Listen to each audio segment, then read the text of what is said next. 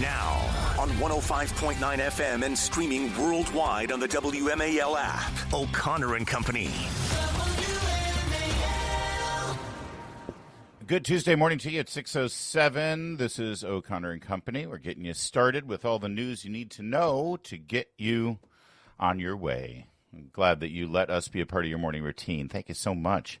Joining us later in the program at 7:05, Dr. Stephanie Haridopoulos, Chief of Staff for the Surgeon General's Office. Talk about some renewed interest in Lyme disease. It's like the ticks are on steroids out there. Way too much going on. 8:05, Victoria Coates Heritage Foundation. And then at 8:35, Rick Reiner from the Kennedy Center.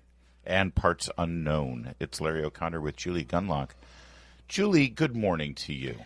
Good morning. We detailed yesterday the tragic events at Brown University, where 2 were killed and 9 others injured in what is increasingly one of the oddest, strangest school shootings we've seen literally in our lifetimes.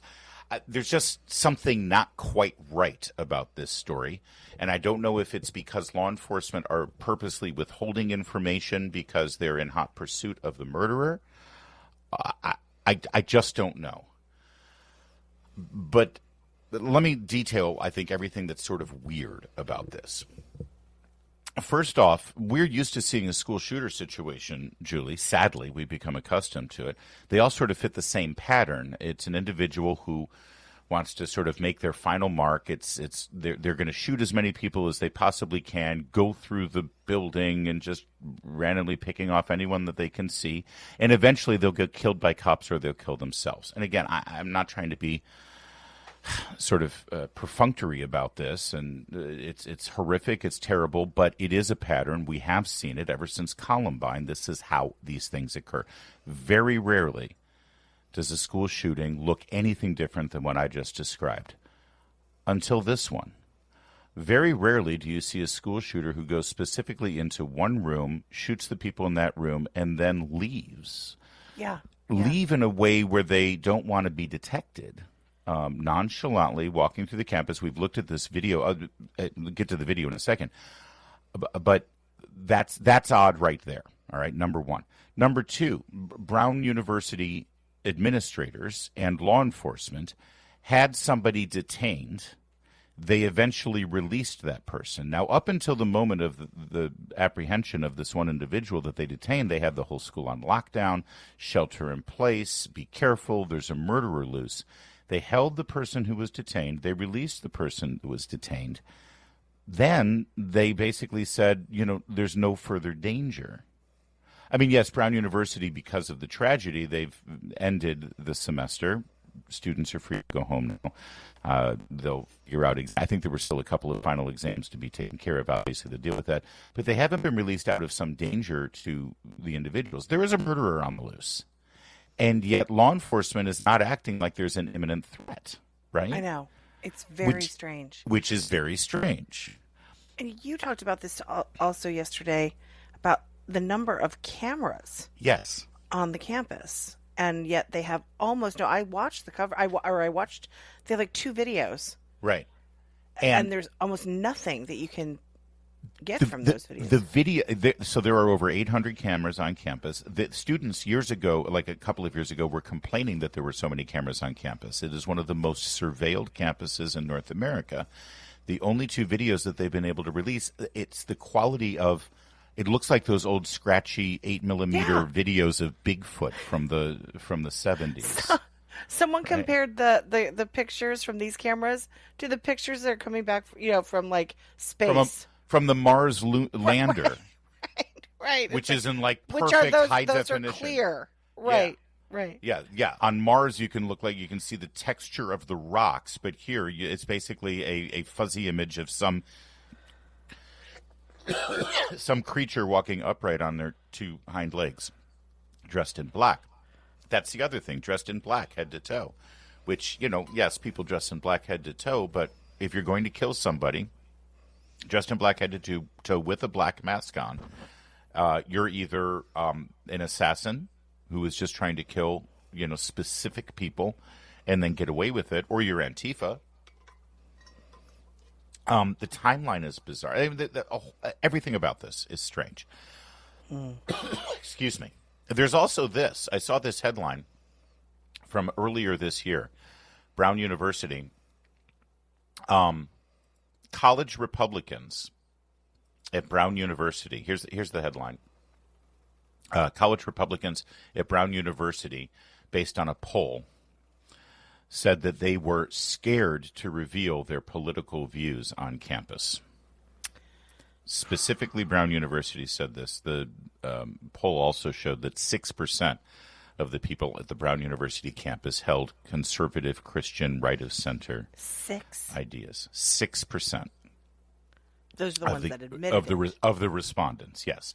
And they noted that they were, and the word they used was scared to reveal their politics. Which brings us to Ella Cook. Ella Cook, 19 years old, Birmingham, Alabama, devout Christian conservative, happens to be one of the two people who were murdered. The other student who was murdered, by the way, is from Northern Virginia, and seems to be a great kid who was, hoping to be, obviously have a future in science, medicine, doctor, and he was at Brown. He's murdered in cold blood as well. But what if 6% of the students on the campus are Christian conservative, and of all the students on the campus, one of the two victims is one of those outspoken and not just Christian one of them, conservatives. The head of the Young Republicans Club. Yeah. The leader of it. Everything about this behavior suggests that this was a targeted murder. Yeah. Not some random school shooting. Add to the mix, reporter Mark Halprin, political reporter with very good sources, on his podcast last evening, had this to say. Are telling me that the family of I just need to look up her name. I apologize. Ella Cook, I think. Thank you, Mark. Thank you. Thank you. That the family of Ella Cook, the Alabama young woman who was a sophomore, has been told that she was the target of what happened at Brown. I have no idea whether that's true. There's other theories about why the person did what they did, but now that we don't know who the assailant is, it's going to be harder to say. But if it's true that she was targeted, that's a big story because she was one of the most visible conservatives on that campus. Don't know that it's true, but probably most of you don't even know that that's being alleged because you'd have to follow certain accounts on X or have sources, as I do, who are telling me that. But no one in the media is. In fact, no one in the media is reporting hardly anything about this story. They want this memory hold. Or anything about. That's the other element of this. That, this young 19-year-old girl from Birmingham, Alabama, murdered in the prime of life. At any other time, she would be talked about quite a bit on the media. There'd be a lot of coverage about her and her family and this tragedy. Hardly anything. Hardly anything. No, I've also noticed it's interesting. It's usually this immediately follows a call for more sort of gun restrictions. And that would also bring attention to the murder of this young girl. And so they're willing to sacrifice the usual calls for gun restrictions in order to ensure that this story goes away. Well, because it looks like it could have been a conservative targeted. Chris Murphy of Connecticut is the one exception. Right. We'll tell you what he had to say. Down. He didn't really blame guns directly. No. He went one better. He blamed Donald Trump for the shooting at Brown University. Yes. We'll let you hear that in just a moment. And some other things about this investigation so far in the police activity that just don't fit the pattern of what we're used to. Again, it's strange. Everything that has been laid out here already is somewhat strange. It's 6:15. More of the strangeness coming up in a moment. 6:15. WMAL, making sense of the news. Live from the Home Paramount Pest Control Studios. Home Paramount, the leader in pest control since 1939. Couple of other strange things. The president of Brown University gave a press conference with law enforcement officials this is 6 hours after the incident, all right? I want you to listen to the president of Brown University when asked a simple question. What were the students doing in the classroom? Was it a meeting of some sort? Was it a class? What was happening? This is 6 hours after the murders, and this woman is the president of the university. D.C. when it happened and flew right back, and I'm catching up right now. President, with all due respect, 6 hours after this shooting, and you said you don't know what was going on in that classroom? How does that happen? Were they taking an exam? Were they meeting for a club? I don't know. 6 hours later, and you're the president, and you don't know. I do not know. Well, again, kind of weird. That could be incompetence. I think we should go with that first. So, and then the fact that they apprehended somebody, and then, less than 24 hours later, they released that person. Yes, and then they blamed the FBI when the FBI was basing it on local police information. Right. But of course, the narrative is, and from mostly Democrats, there's the FBI, Kash Patel screwing things up again. No. They acted on which is exactly as you guys would want it. It's how it's supposed to happen. Having the local police force involved in the investigation, they give information to the FBI. The FBI acted on it. It was wrong information, which is bizarre. And then, of course, the FBI becomes the scapegoat for the locals. Right. The local police gave it, FBI handed it over to the investigators, and then it's the FBI's fault. Right. Also, by the way, the murderer used a 9mm handgun, which, again, it doesn't fit the pattern of your typical student shooting, a school shooting. The image that they have shown was, by the way, retrieved on security cameras at 2 p.m. That's about 2 hours before the actual shooting took place. All right. They haven't explained why this image of this person is the person of interest, right? That now they could have said, the victims saw the shooter and they described what he looks like, and now this image matches that. But they haven't said that. Right. They haven't said there's a patch on his jacket. Right. Yeah. It's just weird. And he doesn't look like a student. He looks like an adult. No, was this. Yeah, I saw some analysis done. There's this moment where he's walking and then he stops and he turns around and he puts his hands behind his back. Like he sort of clasps his hands behind his back and then is looking at something. And this person who was analyzing it said that is not the move. Young people, and apparently criminologists kind of analyze this stuff. Is not that's not the move of a young person. And I thought about it. I have never seen my kids do that. Walk around with their hands behind their back. Yeah, my dad does it. Yeah. My dad does it. And this guy was saying that's an older. So anyway, there's all these interesting clues coming out of it. Yeah, there's hands clasped in the small of your back. I guess yes, exactly. To describe the image. That's a better way of putting it. Yeah, but there's all these interesting clues. But again, I'm getting more information from X than from the news and from the official sources on this. Of course, no one knows if any of the information on X is accurate or not. Right. But it is odd that the police have not given us much of anything. They've got to know more. Otherwise, why would they say this is a person of interest or a suspect on the camera? Because they haven't explained why they've reached that conclusion. Right. And then, as I mentioned, Senator Chris Murphy, here we are, I hate speculation, and we're not speculating. We're not telling you what we think happened. We're telling you what we think is strange about this pattern of behavior and the lack of information that we've been given. The pattern of behavior certainly matches what Mark Halperin is now reporting, is that the family's been told that their daughter was the target of the attack.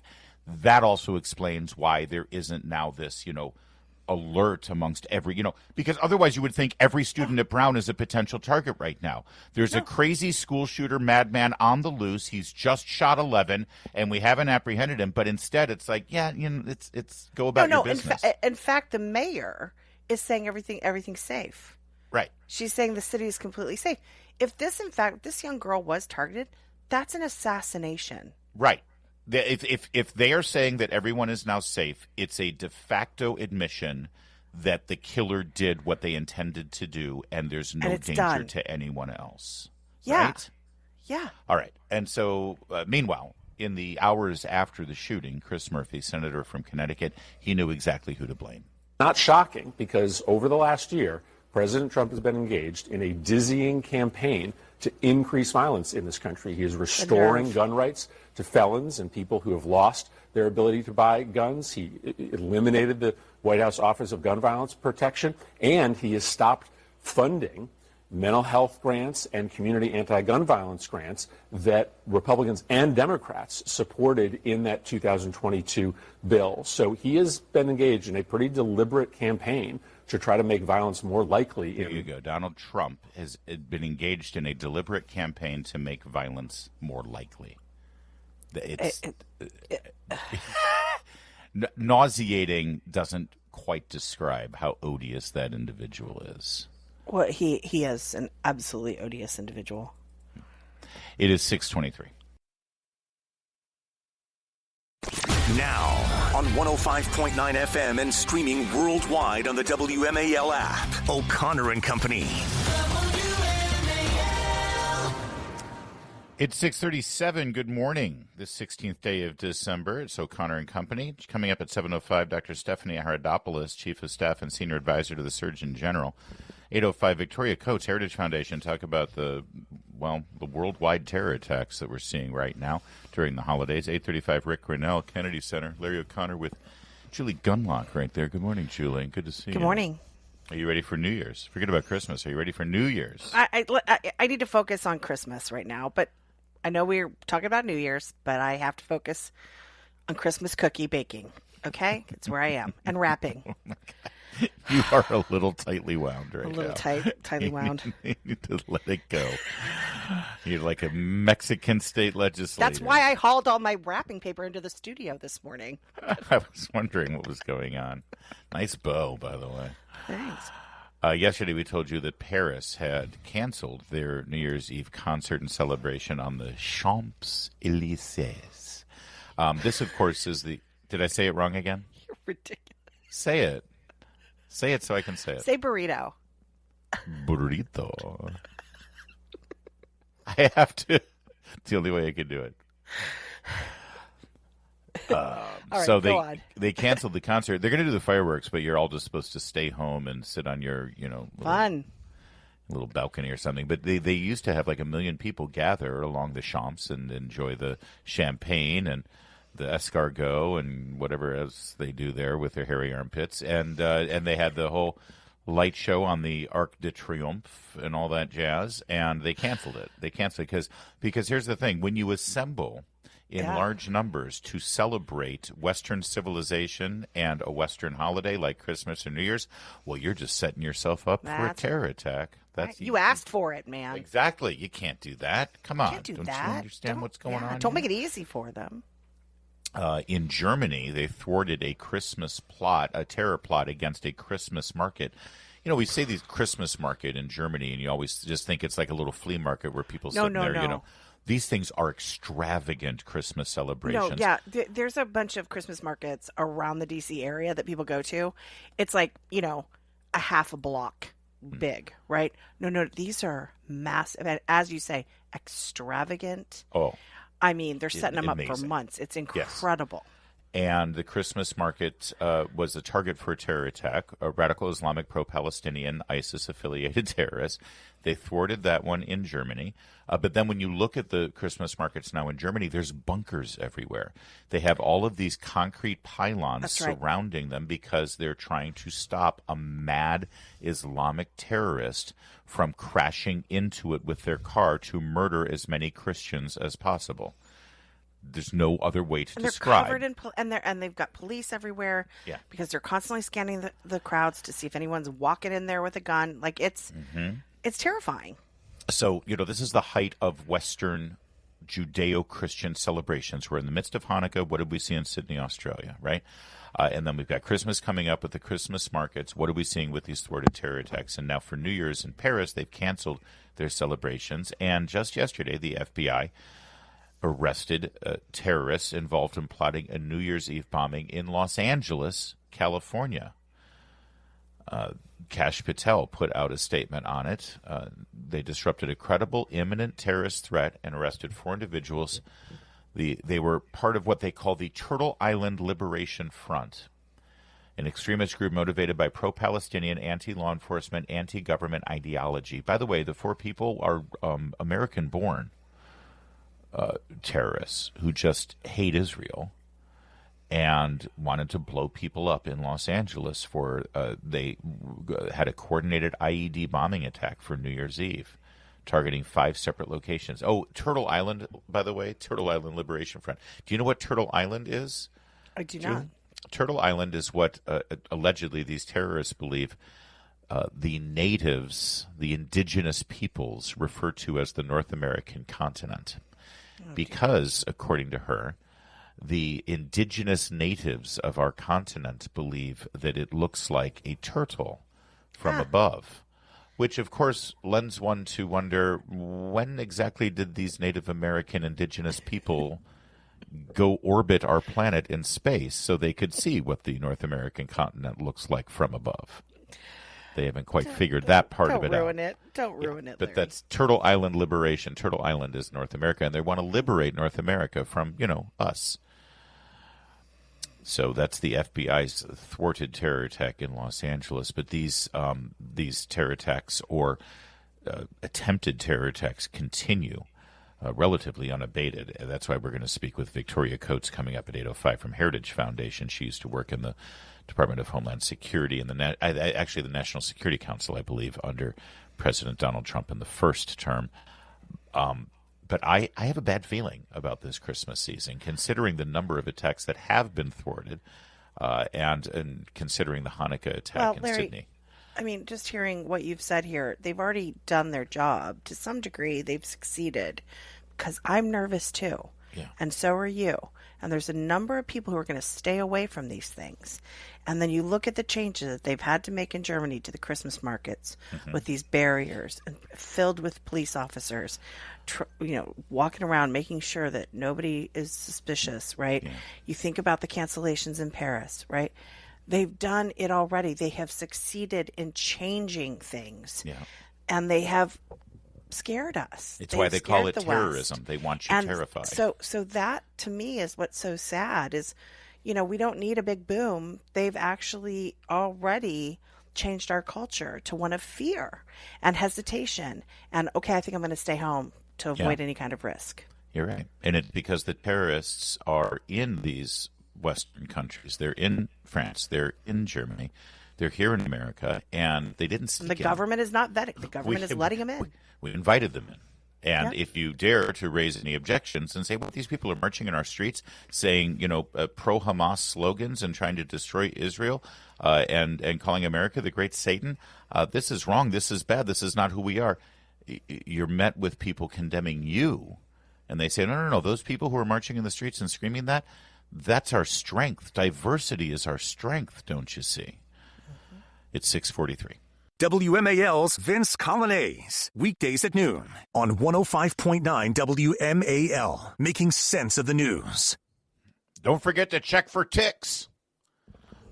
Did your grandpa ever say that if you were going for hikes in the woods there in the? That would be my mom. Yeah. Oh, your mom definitely. would do that. Check for ticks. I had never quite understood what that was supposed to mean. Don't forget to check for ticks. But apparently, you walk in the woods, and in certain parts of the country where ticks are ubiquitous, the ticks, I guess, get into your skin and start burrowing, right? So you see like the tail end of a bug. It's really gross, actually. Yeah. And you got to, yank it out and pull it out. Ugh. Have you ever had to deal with a tick? I have, yes. Really? Oh, yes. And I reacted as if, it was the alien scene where alien comes out of the stomach on, I was such a drama queen. But those little back legs, moving as it is truly gross. And so I didn't handle it well. It was very here's upsetting. what I never understood. Did you feel when the tick first started going in there? Or did you just saw it? It was on a kid. It was on my son. So I didn't feel it. And he didn't. And it was they were young enough that it was at a time where I was lifting them into the tub. Not now. This was years ago. That would be weird. And I saw it. Yeah. But then I saw it was a huge tick. And it was little back feet. And again, I reacted like alien. And then Darren came in and took care of it. So, well, I raised the issue of discovering ticks and ripping them out of your body as they burrow into your flesh, because yesterday our Secretary of Health and Human Services, Robert F. Kennedy Jr., conducted a roundtable with all of his top advisors specifically about Lyme disease. Lyme disease is still a major issue here in North America. And, he said that the gaslighting of Lyme patients is over. And apparently the gaslighting part of this has to do with a long-held belief by many people that the current strain of Lyme disease was biomedically engineered by the U.S. government. Have you ever heard about this? No. That there was a military lab experiments that basically developed Lyme disease. He said in 2024, by the way, on his podcast before he joined the Trump campaign, he said, we can't say 100% for sure, but we do know that the military was experimenting with ticks in Long Island, New York, in a military lab. And there has been, don't look at me like that. I'm just reporting what our Secretary of Health and Human Services I'm sorry, this said. is why I'm not on television. I cannot control my face. So currently, Congress is investigating this. Scientists have long debated a chilling question, according to this write-up in the Daily Mail. A chilling question nobody knows about. And next, did the U.S. moon landing happen? Harry weaponized ticks during the Cold War. Mm-hmm. I want to know who came up with this idea. You know how we're going to defeat the commies? I'm just going to let you handle this, Larry. This segment is all yours. Congress is demanding answers with a newly filed amendment that directs the GAO to investigate whether federal agencies experimented with pathogen-laden ticks as tools of war. The provision, authorized by New Jersey Representative Chris Smith, filed Friday, calls for a review of military National Institutes of Health and U.S. Department of Agriculture projects conducted between 45 and 72 involving two strains of bacteria linked to tick-borne illnesses. Scientists have repeatedly rejected those claims and said that that's none of that is true. They also, by the way, they rejected those claims at the same time they told us that the COVID vaccine will keep you from getting sick and spreading the disease. And don't forget to I was totally skeptical until you said that. Then I'm like, well. So yesterday, RFK Jr. said Lyme disease has made the woods dangerous for everyone. He said, I spent a lot of my life in the woods, and that experience has now become hazardous across the country. I remember one day in 87 when I stood in my bathtub and picked 29 ticks off myself.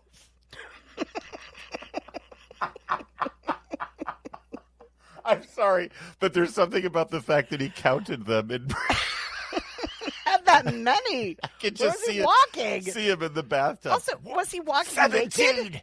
18, Yes, he probably was. 19. Try wearing clothes when you're walking around. I don't mean to laugh. Lyme's disease is devastating. It's horrible, and I don't mean to laugh, but just the thought of a naked RFK in the bathtub counting 29 ticks that he's ripping out of his flesh. Again, though, Larry, how do you get 29 ticks on you? You don't have clothes on when you're walking around the forest. Try putting some clothes on. So coming up, I will compose myself. But at 7:05, just about 10 minutes, we'll speak with the Chief of Staff of the Surgeon General's office. We'll find out what this Lyme's disease thing is all about, and what the government is doing to get to the bottom of it, and what we should know. I mean, this is the time because, springtime is when you start going out in the woods again, so you got a couple of months to prepare. And there you have it. Thanks for letting me handle this, Julie. I think I did it with dignity. I think. And with great master of the top. We have Kennedy. Okay, here's Cut 11. Here's Secretary Kennedy yesterday at the round table. One of the reasons we wanted to host this meeting, as I make clear, is to announce to the world that the gaslighting of Lyme patients is over. And we now...